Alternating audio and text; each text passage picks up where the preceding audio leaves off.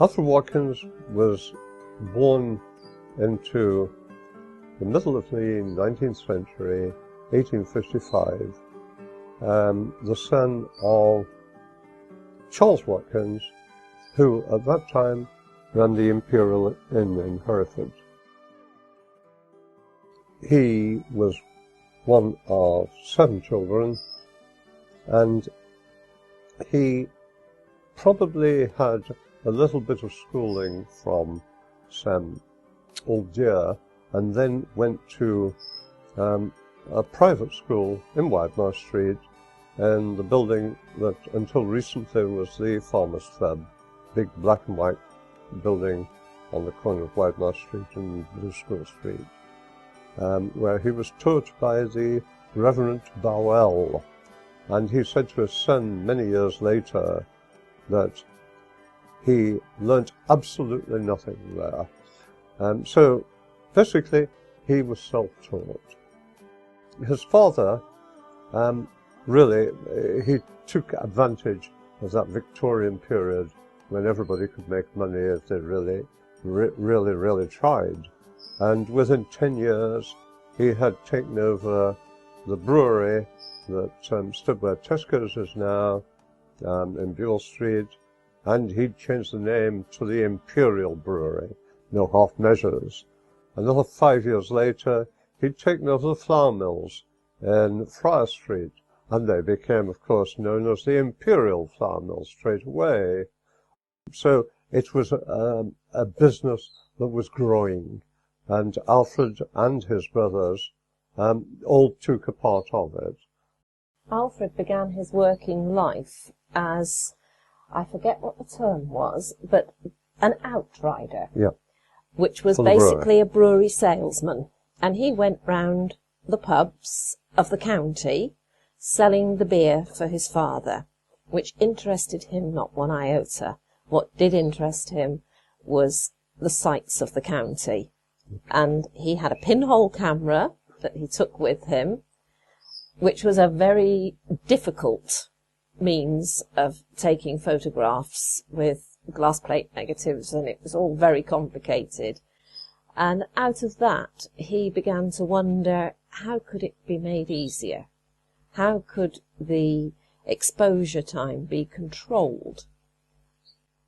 And he took to vanishing into the cellar and working on these mysteries. And finally, he came up with what was called the B-meter, a very small device which allowed the user to calculate the exposure time, dependent on, obviously, the speed of the glass plate as it was then. It was called the B-meter because, like the bee, its namesake, it was small and efficient. His little light meter was something which worked so well that when it was taken to Antarctica on Scott's expedition, it worked still there with a totally different light to what you have in Herefordshire. Possibly, in terms of photography, one of his more important achievements.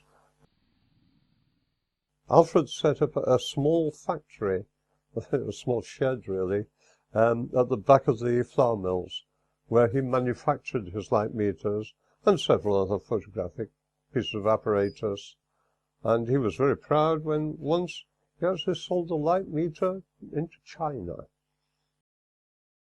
He'd always been interested in taking photographs, and he continued this interest, which developed into an antiquarian study in Herefordshire, I think. He went round the county taking photographs. He had, I think, an interest in archaeology and local history from the start. He was very interested in things that he considered to be historically important to the city and to the county. And he was always determined that the historical importance of the county should be retained. And when buildings were being pulled down, he always made sure that there was a record made of them. and he has been of great value to archaeologists now.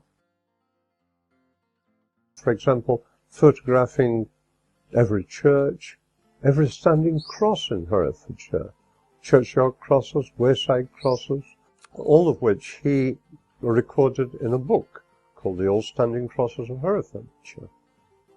And I mean, this is now over 100 years old, but it's still the only record we have of this type of monument.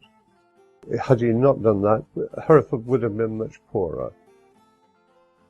Alfred was a founder member of the Herefordshire Photographic Society and was well known in national fields, regularly inviting national organisations associated with photography down to Hereford to show them his latest photographs and inventions. After he died, his entire collection of glass plate negatives, over 2,000 of them, were eventually donated to Hereford Library and are still in store. Because of his efforts in Herefordshire, he was tremendously well known throughout the country, and his obituary in several of the national newspapers gives an indication of this.